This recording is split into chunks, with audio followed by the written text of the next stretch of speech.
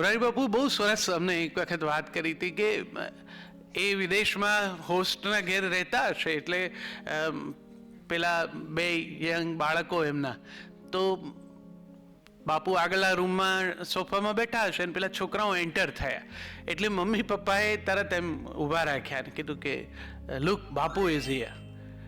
એટલે આ દીકરો દીકરીએ હાય કરીને પોતાના રૂમમાં જતા રહ્યા.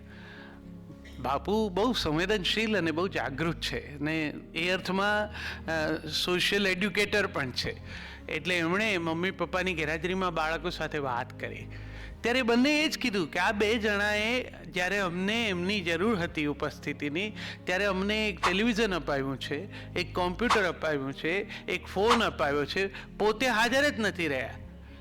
તો એ જેમને પણ બોલાવે ને એ માણસો સાથે અમને બહુ એટલો બધો રસ નથી વાત કરવાનો.